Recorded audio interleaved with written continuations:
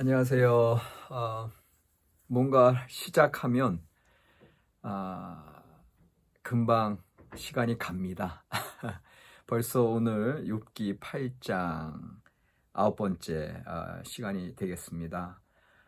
오늘 제목은 이제 창대한 결말이라고 제가 잡았는데, 이렇게 잡은 이유는 여러분들 잘 아시겠지만 욥기 8장 7절, 내 시작은 미약하였으나 내 나중은 심히 창대하리라.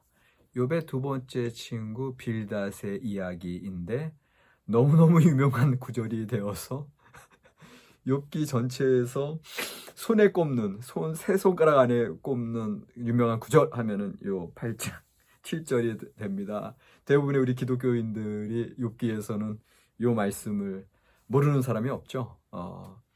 새로운 사업 시작하는 분들 신방 갈 때 우리 목사님들이 또 이 구절을 가져가서 선물도 하고 메시지로도 전하시고 그런데 그렇게 알고 있다가 이게 욥이 이야기한 것이 아니라 욥에게 고통자로서 위로하는 것이 아니라 상처에 소금 뿌리는 격의 그 세 친구들 중에 하나인 빌닷이 한 얘기다라는 걸 알게 될 때 우리가 조금 소위 깬다 이제 이런 말을 쓰게 되는데, 이게 너무 귀중한 말이고, 우리가 저도 어릴 때 모든 걸 시작할 때마다 중학교 때, 고등학교 때, 대학교 때 제가 이렇게 미천하게 이렇게 작게 시작하지만 제 나중은 창대해지게 하시고 나중은 많은 결심 맺게 해주시고 그런 기도의 제목의 중심에 이 구절이 있는데, 실제로 욥기 안에서는 이 구절은 욥이 한 얘기나 하나님이 하신 이야기가 아니라 친구 중에 한 명 빌닷이라고 하는 친구가 얘기했다. 이걸 과연 어떻게 받아들여야 되느냐, 이제 이게 오늘의 이제 우리가 좀 생각해야 될 문제가 되겠습니다. 근데 여러분들, 이제 우리가 욥기를 보면서 한 가지 깨달을 수 있는 건 뭐냐면 역설적인 내용들, 내가 무슨 말을 한지는 몰랐는데 자기가 얘기할 때는 이런 식의 의도로 얘기를 했는데, 실제로 욥기 전체적인 맥락과 나중에 결론에서 보면은 그것이 반전으로, 역전으로, 반어법적으로 뭔가 이루어지거나 성취되거나 이런 내용들이 많이 나와요. 그래서 욥기를 공부할 때 욥기의 어떤 트위스트, 역전, 반전 현상, 어떤 수사적인 그런 용례들을 우리가 욥과 세 친구의 대화, 그 다음에 욥과 하나님과의 대화, 또 결론 부분 서론부터 해서 쫙 보게 되면 욥기에 있어서 참 치밀하게 문학적으로도 수사학적으로도 이런 장치들이 들어가 있는 걸 볼 수가 있는데, 그 중에 하나가 바로 욥기 8장입니다. 이 8장의 이 7절 말씀, 내 시작은 미약하였으나 내 나중은 심히 창대하리라. 결론을 먼저 말씀드리면, 이 빌닷의 얘기는 사실은 욥의 회개를 요청하면서, 야, 너 지금 힘들고 형편없는 상황이지만 하나님 회개하고 다시 너 무슨 죄를 지은 거 분명히 있기 때문에 이런 재앙을 받는데, 이게 이제 엘리바스랑 똑같은 노선이거든요, 인과응보적으로. 그러나 네가 지금이라도 회개하면 네 시작은 이렇게 미약하고 지금 네가 형편없는 상황이지만 창대해질 거야. 하나님 용서하시고 너 괜찮아질 거야.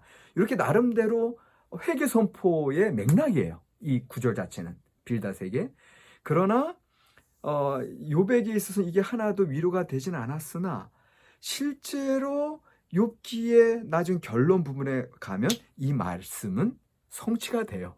욥은 첫 장보다도 이 42장 마지막 장에 더블로 축복을 받는, 창대해지는 축복을 받거든요. 그러니까 이게 사실 빌닷이 의도했던 바는 아닌데 욥의 나중의 삶에서, 하나님을 만난 이후에 그의 나중의 삶에서 이게 실제로 이루어진다.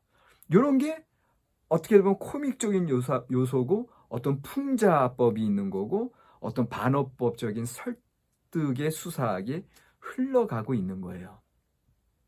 자, 욥의 세 친구들의 이야기는 엘리바스, 빌닷, 그 다음에 또 이제 세 번째 친구 소발, 하나같이 옳은 얘기를 해요. 이걸 우리는 부정할 수가 없어요. 오늘 말씀처럼 내 시작은 미약하였으나 내 나중은 심히 창대하리라, 분명한 사실이에요. 왜? 욥과 또 새 친구들은 당시의 최고의 현자들이거든요. 예, 최고의 존경받는 지혜자들이란 말이에요. 그러니까 이들이 하나같이 얘기하는 건 다 옳은 말이죠. 그러나 문제는 상황에 새 친구들이 잘못 적용했죠. 고통받는 욥에게 공감을 먼저 하기보다는 자기네들이 알고 있는 지식적인 그런 정통적인 교리적인 틀로서 얘기했죠. 그러니까 욥에게는 오히려 고통을 주는 위로자일 수밖에 없었거든요. 그 새 친구들이. 그러니까 이런 차원에서 우리가 생각해 봤을 때 새 친구의 말씀은 다 옳다. 그러나 욥에게는 적용이 안 되었다. 욥에게는 힘든 말들밖에 잔소리에 불과했다. 그럼에도 불구하고 여전히 그 전통적인 지혜의 가르침들, 그 진리의 교훈들은 어떻게 해서든지 욥기에서 결국은 성취가 되고 결국은 진리임을 자체적으로 증명을 한다. 이게 너무 놀라운 욥기의 어떤 숨은 맥락들이에요. 여러분들 지금 이제 제가 뭐 다 얘기할 수는 없으나 욥기 전체 차원에서도 인과응보를 다 무너뜨려요. 욥 자신이. 왜냐하면 본인이 의로운 자인데도 인과응보적으로는 그러면은 축복을 받아야 되는데 고통당하고 재앙을 당하는 상황에서 야, 인과응보 교리가 다 맞지 않다 하고 새 친구가 그렇게 대결을 벌이잖아요. 그러니까는 처음에 딱 봤을 때는 욥기는 반인과응보다 이제 그런 얘기 하잖아요. 그런데 욥기 결론은 다시 인과응보적으로 끝나잖아요. 욥이 다시 축복받고 끝나잖아요. 그렇다면 이게 반인과응보가 아니라 다시 인과응보 확정으로 돌아가는 거거든요. 이게 새 친구들의 경우에서도 똑같은 얘기예요. 새 친구들이 이제 욥과 얘기하면서 그 현실, 욥의 상황, 현실과는 맞아 들어가지 않는 이야기들인데, 그러나 그거 자체는 여전히 객관적인 진리고, 그것이 결국에는 어떻게 해서든지 반어법적으로든지 역전현상, 반전현상이라도 나중에는 그게 맞는 걸로 다시 증명이 돼요. 그러니까 이 욥기가 문학적으로 얼마나 수려하고 우수한 그런 어떤 장치와 수사법이 전개되고 있는가, 이것도 이제 알 수 있는 대목이 됩니다. 자, 그렇다면 우리가 오늘 말씀 너겟으로 끄집어내고 싶은 건 뭐냐 하면, 아무리 옳은 말을 할지라도 그 옳은 말을 하고 있는 사람의 태도입니다. 마치 새 친구가 욥에 대해서 공감하지 아니하고 비판적으로, 어떻게 보면 이전에 제일 잘 나가던 친구가 힘들어진 상황에서 그들이 오히려 기존에 시기하는 마음이 있었던 것 같아, 내가 보기엔. 그래서 야, 너 이렇게 되니까는 너 이렇게 되냐 하면서 겉으로는 점잖게 현자의 풍모로 그렇게 얘기하지만 속으로는 뭔가 고소해 여기는 어떤 그런 마음도 있는 것 같고, 그러나 우리가 뭐 그것까지는 모르겠으나 분명한 사실은 지금 욥의 상황을 제대로 이해하지 않은 채 그들의 교리, 지식적인 것만 앞세워서 오히려 기존의 인과응보 교리로 비판하고 욥을 정죄하고 있다라고 하는 거죠. 거기에 비해서 욥은 어떤 차이가 있다고 그랬습니까? 지난주에도 봤듯이 욥은 침 삼킬 동안이라도 하나님 저를 제발 떠나가 주십시오 라고 얘기했을 때, 그것은 하나님을 부정하고 부인하는 얘기가 아니라, 불신앙적인 얘기가 아니라, 오히려 그 고통의 현장 속에서도 여전히 하나님의 현존을 있는 그대로 용납하는 거거든요. 그러니까 다시 말하면 우리 신앙생활할 때 현실을 있는 그대로 용납하는 게 얼마나 중요하냐. 교리적인 앞세움보다, 교리적인 말보다 현실의 삶의 모든 상황과 되어지는 일들 속에 하나님의 섭리를 보고 여전히 하나님을 끝까지 바라보는 것, 이게 욥이라는 거죠. 그러나 새 친구들은 현실과 상관없는 교리적인 반복과 본인의 틀 속에 하나님을 가두어 버리는 그런 상황을 우리가 계속 대조적으로 보고 있는 겁니다. 그러니까 요지는 지금 미약한 시작, 그 다음에 창대한 결말은 진리예요. 맞는 말씀이에요. 그러나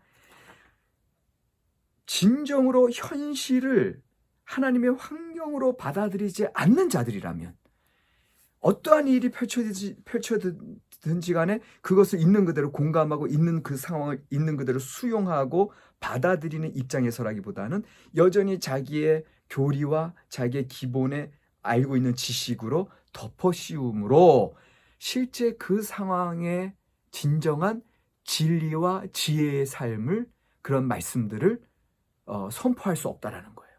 실제로 위로가 필요한 자들에게 위로가 안 된다라는 거예요. 여러분들, 지금 우리가 생활할 때 얼마나 우리가 그때와 상황에 맞는 말과 또한 태도와 행동을 하는가를 돌이켜보자는 거예요. 우리 머리에는 이미 나는 이렇게 해야 되고 이렇게 살아야 되고 사람들 앞에서 이렇게 해야 된다. 이미 머리에 있어. 그냥 그렇게 해서 좀 선하게 의롭게 살기를 원해. 그러나 그것이 너무 자기 주장과 자기 고집과 나의 그런 형식적인 틀에만 얽매여 있다면 삶 속에서 내가 적중하는 삶, 거기에 적절한 삶, 때와 상황에 맞는 아름다운 말이 나갈 수는 없다. 그러니까 오히려 이 세 친구들의 오류를 통해서 우리에게 오늘 깨닫게 해주는 것은 차라리 욥이 더 나았다. 차라리 욥이 그 현실을 있는 그대로 하나님의 관점과 하나님의 상황으로 받아들이는 것이 훨씬 적중하는 삶이다. 지금 욥은 울어야 할 때 울고 하나님께 토로해야 할 때 토로하는 그러한 모습으로 가고 있다. 그러나 친구들은 그 현실의 상황에 적중하지 못했다. 현실의 상황을 떠안지 못했다. 그렇기 때문에 욥에게 공감할 수 없었고 욥을 진정으로 위로할 수 없었고 그들이 머리로만 알고 있었던 것으로는 하나님 앞에 옳다함 인정받을 수 없었다. 그래서 이것을 이제 우리 삶에 이제 적용하길 원하는데요. 여전히 여러분들 사업장 신방 가실 때 내 시작은 미약하였으나 내 나중은 심히 창대하리라. 이 말씀으로 신방 가시고 선물하셔도 된다라는 거예요. As long as 우리 안에 정말 그분을 축복하고 그분을 사랑하는 마음, 그리고 그의 이제 사업 현장에 정말 하나님의 도우심으로 그렇게 번영하고 발전하기 원하는 사랑의 마음으로는 그렇게 가도 된다라는 거예요. 그러나 우리가 빼빼 마른 그런 교리 안에만 이제 가두어져 있는 상황에서 그런 진리의 말은 아무 소용이 없고 오히려 영양가 없는 교리적인 반복에 불과할 수 있다라는 거고요. 한 발 더 나아가서 누군가에게 내가 진리와 어떤 지식과 어떤 충고를 하기 이전에 내가 그를 진정으로 축복하고 있는가? 내가 저분을 진정으로 사랑하는 마음으로 지금 나아가고 있는가? 혹시 내 안에 시기하는 마음이나 오히려 어떤 이기적인 경쟁심이나 이런 것들이 있는 게 아닌가? 그렇게 된다면 아무리 천사의 말을 할지라도 사랑이 없으면 아무것도 아닌 것처럼 오늘 우리의 삶에 있어서 진정으로 나의 이웃에게, 나의 친구들에게 창대한 결말을 축복하는 그러한 신앙의 모습으로 살아가야겠다. 그렇게 오늘 한번 우리 자신을 돌이켜보게 됩니다. 하나님 앞에 전폭적인 신뢰와 또 하나님 앞에 이웃에 대한 진정한 사랑과 그러한 순전한 동기로 서 있을 때 비로소 우리 입에서 선포되는 말씀들이 진리가 되고 진정한 위로가 된다라고 하는 걸 우리가 오늘 새롭게 보게 됩니다. 오늘은 여기까지 하겠습니다. 고맙습니다.